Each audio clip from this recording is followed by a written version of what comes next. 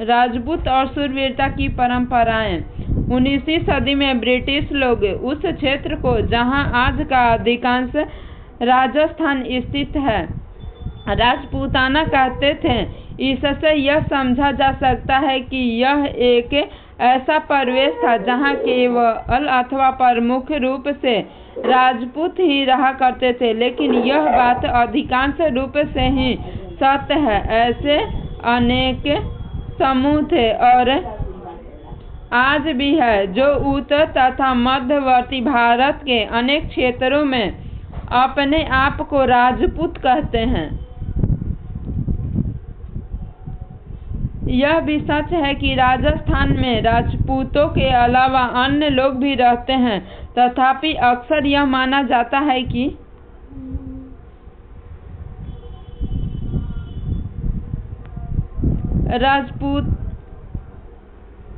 राजपूतों ने राजस्थान को एक विशिष्ट संस्कृति प्रदान की। ये सांस्कृतिक परंपराएं वहां के शासकों को आदर्श तथा अभिलाषाओं के साथ घनिष्ठता से जुड़ी हुई थी। लगभग 18वीं शताब्दी से आज के राजस्थान के अधिकांश भाग पर विभिन्न परिवारों के राजपूत राजाओं का शासन रहा। पृथ्वीराज एक ऐसा ही शासक था। ऐसे शासक शूरवीर के आदर्शों को अपने हृदय में स्थान देता है। चलिए देखिए, यही इसी को बोल रहे हैं जगन्नाथपुरी की मंदिर है। देखिए बहुत ही अनोखा है, बहुत ही खूबसूरत लग रहा है। कभी मौका मिलेगा तो हम भी जाएंगे।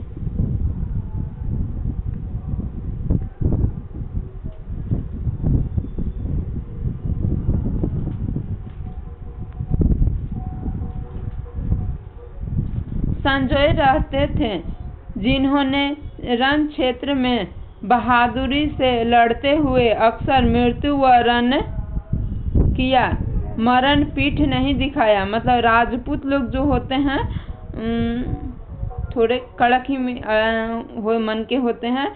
यदि किसी से लड़ाई कर लिया तो वो पीछे नहीं हटेंगे। जैसे पंजाबी लोग होते हैं, पंजाबी और एक तरह से राजपूत दोनों मतलब सेम ही।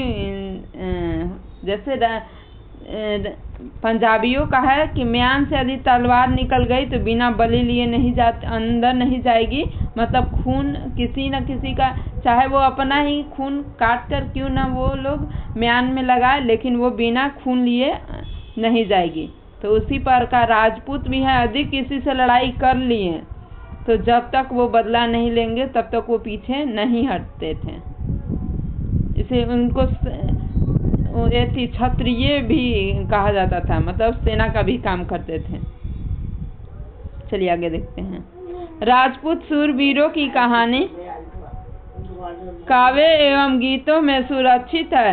वे विशेष रूप से प्रशिक्षित चरण भाटों द्वारा गाई जाती है। ये काव्य एवं गीत ऐसे शूरवीरों की स्मृति को सुरक्षित रखते थे और जिससे उनसे यह आशा की जाती थी कि वे अन्य जनों को भी उन शूरवीरों का अनुकरण करने के लिए प्रेरित एवं प्रोत्साहित करेंगे।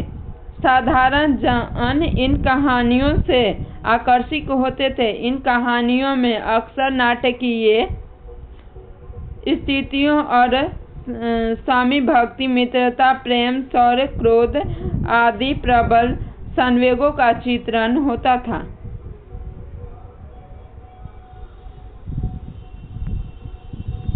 क्या स्त्रियों को भी इन कहानियों में स्थान प्राप्त था? कहीं कहीं यह चित्रित किया गया है कि स्त्रियां अपने शूरवीर पतियों का जीवन मरण दोनों में अनुसरण करती थी। सती प्रथा यानी विधवाओं। सती प्रथा वो होता है जो पति मरने के साथ ही पत्नी मर जाती थी, तो उसे सती प्रथा करते थे। पता नहीं पत्नियों के मरने के बाद पुरुष को क्यों नहीं जला दिया जाता था उनके चिता पर। ये तो हमको आज तक समझ में नहीं आया। ये कौन सा मतलब अलग ही तरीका है। पति मर जाए तो पत्नी को जीने का अधिकार नहीं है। समाज में लोगों की अच्छी चलन नहीं रहेगी उनको देखकर, तो स्त्रियों को मरने के बाद भी पुरुष को भी वैसा ही कर देना चाहिए, क्योंकि उसके प्रति भी तो स्त्रियों की मतलब अलग ही अथी रहेगा। तो लेकिन ऐसा क्यों नहीं होता।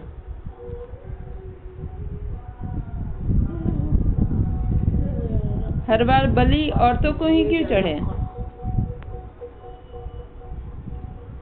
पता लगाएं कि क्या आपके एक गांव नगर में शूरवीर वीरगाथाओं की परंपरा रही है। यदि हाँ तो ये परंपरा राजपूत के वीरतापूर्ण आदर्शों से कितनी सामान्य भिन्न है।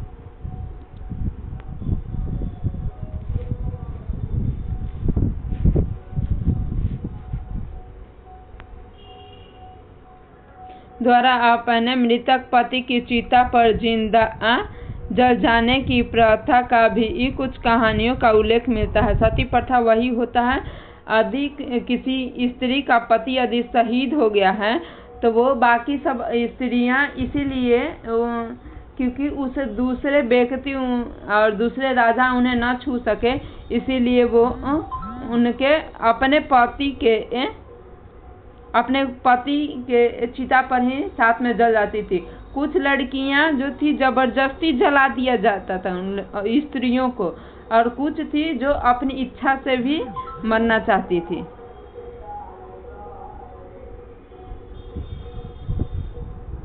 इस प्रकार जो लोग शूरवीरता के आदर्शों का पालन करते थे उन्हें अक्सर इस आदर्शों के लिए अपने जीवन का बलिदान करना पड़ता था। क्षेत्रीय सीमांतों से परे कथक नृत्य की कहानी। यदि शूरवीर की परंपराएं भिन्न भिन्न क्षेत्रों में भिन्न भिन्न रूपों में मिल सकती है तो नृत्य के विषय में यही सच है। आइए, नृत्य मतलब डांस होता है, याद रखिएगा। नृत्य के एक रूप कथक डांस का ही एक प्रकार है। यह नृत्य शैली उत्तर भारत के अनेक भागों से जुड़ी हुई है। कथक शब्द कथा शब्द से निकला है, जिसका प्रयोग संस्कृत तथा अन्य भाषाओं में कहानी के लिए किया जाता है। कथक के रूप से उत्तर भारत में मंदिर तथा यानी कहानी सुनाने वालों की एक जाति थी। ये कथाकार अपने हाव भाव तथा संगीत से अपने कथावाचन को अलंकृत करते हैं। मतलब ये कथा होता है, उसी में लोग इशारों के माध्यम से बताते हैं उसी कथा को। ये केरल साइड में होता है। 15वीं और 16वीं शताब्दी में भक्ति आंदोलन के प्रचार के साथ कथक एक विशिष्ट नृत्य शैली का रूप धारण करने लगा।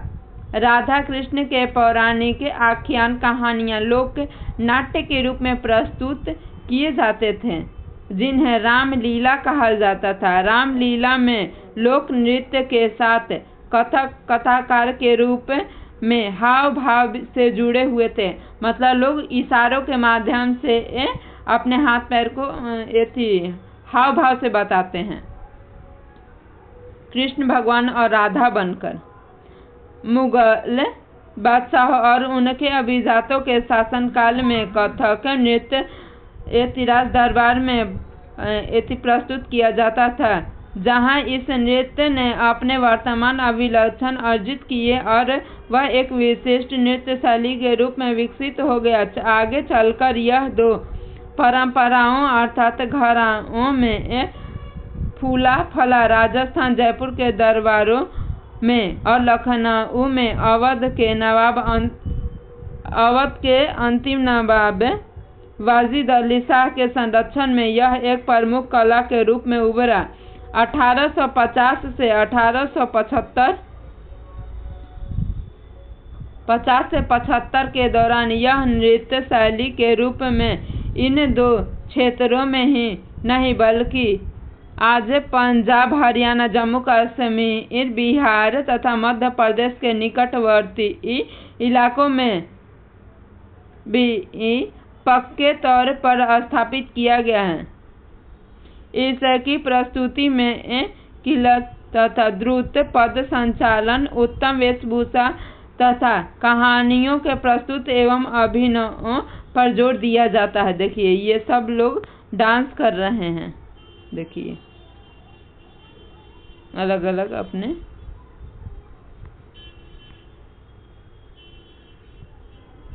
इतना ही पढ़ा कर छोड़ दूंगी। अनेक अन्य सांस्कृतिक गतिविधियों की तरह कथक को भी 19वीं शताब्दी तथा 20वीं शताब्दी में अधिकांश ब्रिटिश शासकों ने नापसंद किया। फिर भी यह मतलब लोगों ने पसंद नहीं किया, नापसंद किया। फिर भी यह जीवित बचा रहा है और गणिका द्वारा पेश किया जा रहा है। स्वतंत्रता की प्राप्ति के बाद तो देश में इसे 6 शास्त्रीय नृत्य रूपों में मान्यता मिल गई। श्रेष्ठ शास्त्रीय ऐतिहासिक रूप से इस शब्द का तात्पर्य कला और संस्कृति के उन महान कृतियों से है जिनकी रचनाएं 5वीं और 14वीं सदी ईस्वी में हुई। 5वीं यूनान में की गई थी। यह वह कला था जब यूनान में एथेंस उन्नति करते करते एक अत्यंत उत्कृष्ट स्थिति पर पहुंच गया। एथेंस यह उन्नत स्थिति निकट और मध्य पूर्व से भारतीय सीमा पर सिकंदर की विजयों तक बनी रही। स्रोत संस्कृत का शब्दकोश विलय के लिए त्रिभाषी। चलिए यहीं तक अब रहने देते, अगले वीडियो में देखते हैं, क्योंकि ये वीडियो ऐसे ज़्यादा लंबा बन जाएगा और आप लोगों को पढ़ने में समस्याएं आएगी। इसे लाइक शेयर और सब्सक्राइब कर दीजिएगा, अपने दोस्तों में भी शेयर कर दीजिएगा। चलिए बाय। यदि कोई गलती हो तो आप अपने हिसाब से कोई हमें सलाह दे सकते हैं। चलिए बाय। हाँ, जगन्नाथपुरी कौन कह गया है ये भी आप लोग कमेंट में बता दीजिएगा। जय हिंद।